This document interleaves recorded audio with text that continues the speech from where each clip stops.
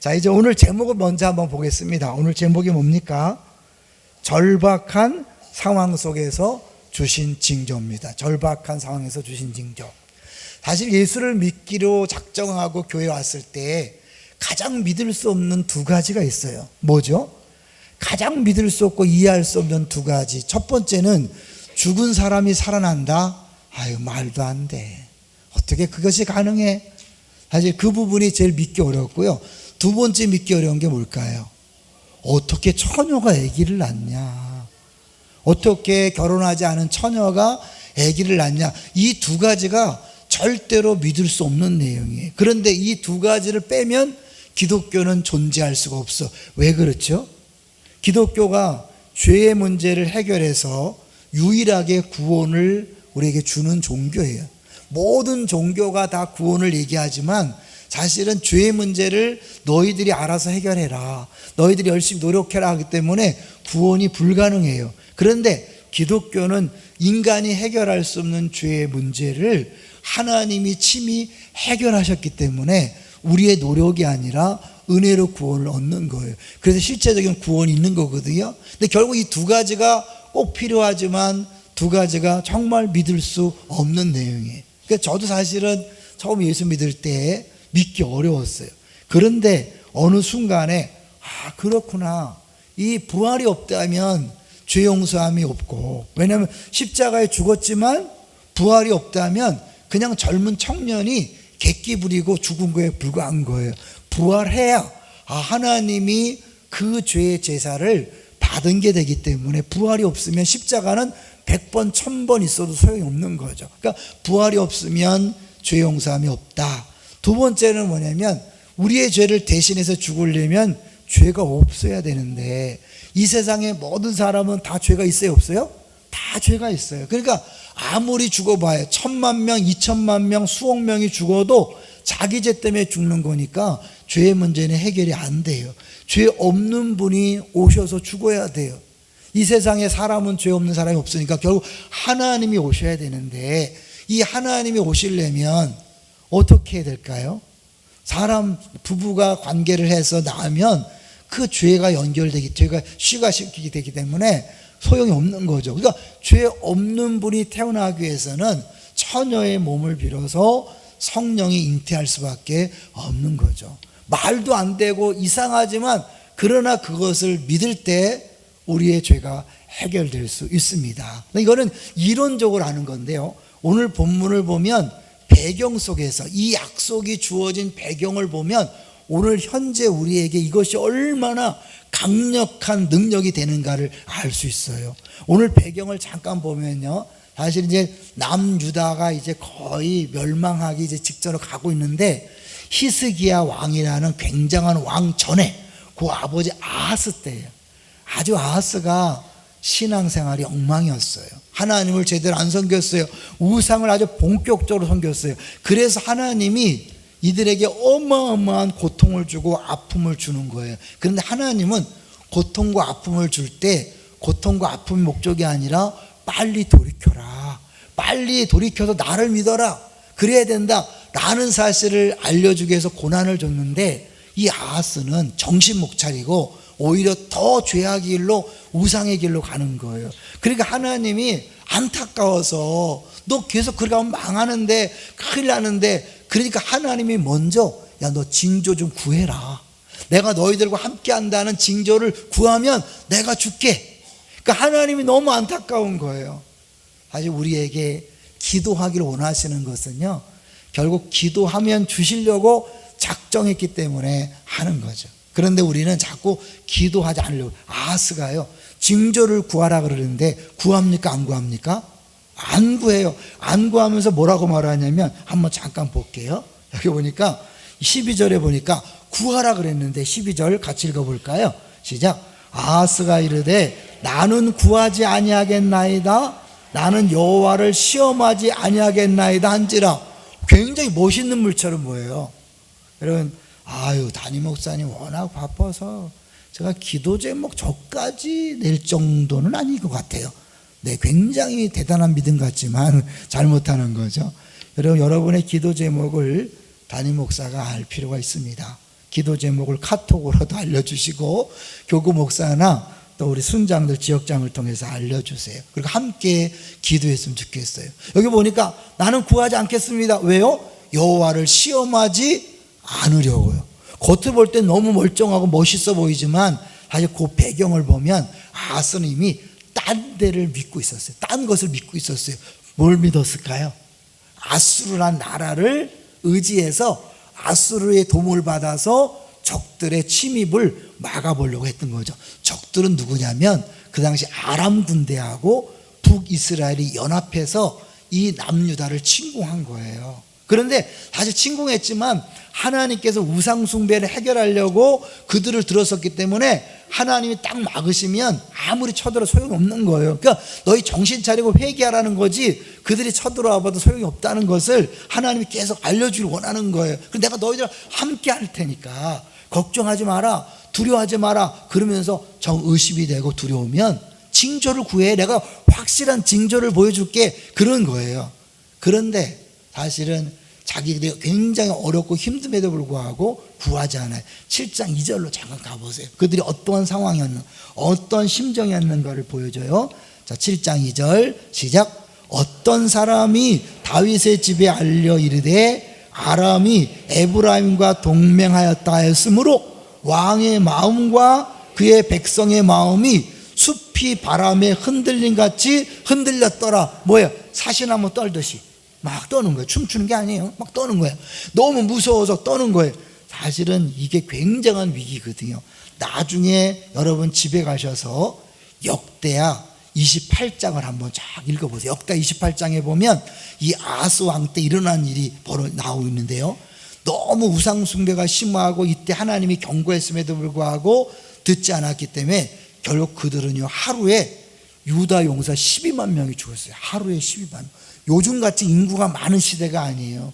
12만 명이 어마어마한 거예요. 12만 명이 죽었고요. 또 20만 명이 사마리아의 포로로 잡혀가는 일이 벌어졌어요.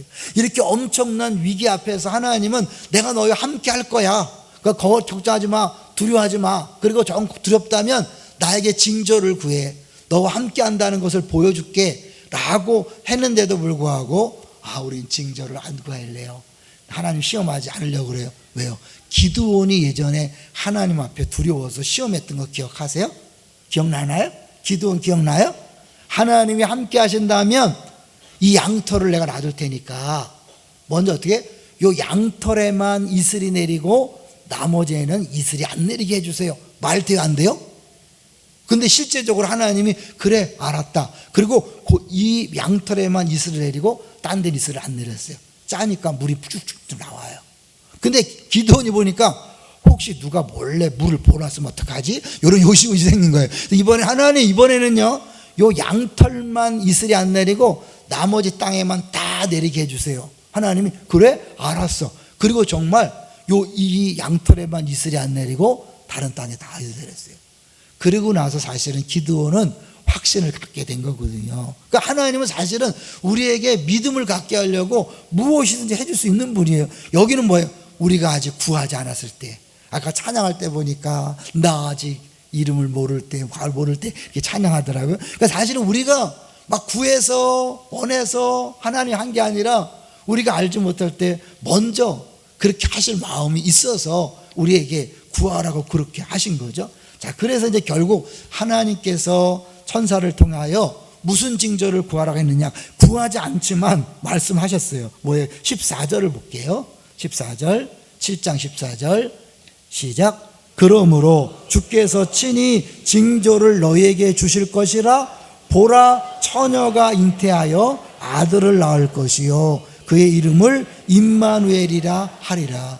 이미 예수님이 오시기 수백 년 전에 이 예언을 하신 거예요.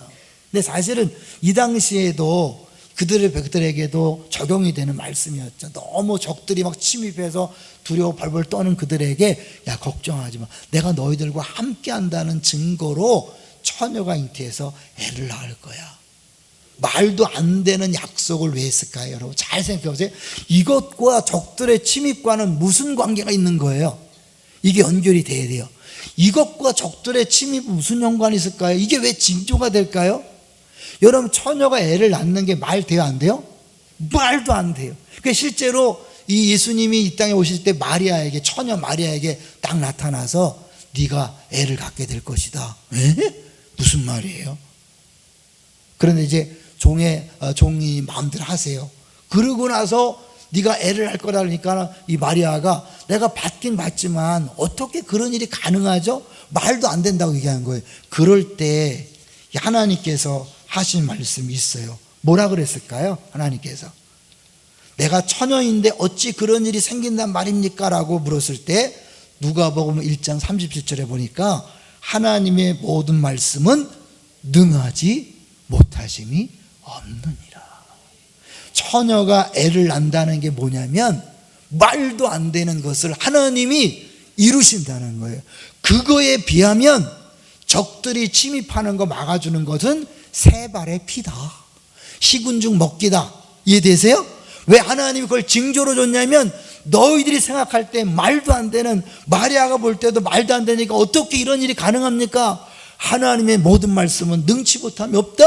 하나님은 한다면 한다. 할렐루야. 우리가 예수님의 탄생을 축하하면서 특별히 처녀 마리아를 통해 왔다는 사실을 축하하면서 찬양하면서 오늘날 우리에게 적용해야 될 내용은 뭐냐면 그렇게 말도 안 되는 불가능한 일을 하나님이 하시면서 우리에게 찾아오셨고 약속하셨는데 지금 나의 질병의 문제, 가난의 문제, 스트레스의 문제, 어려움, 모든 어려움은 뭐예요? 식은 죽 먹기다. 할렐루야. 그래서 우리가 찬양하면서 내게 주어진 모든 고난과 아픔을 이제는 어떻게 해요? 두려워하고 떠는 게 아니라 아무것도 아니야. 주님이 손대면 간단해.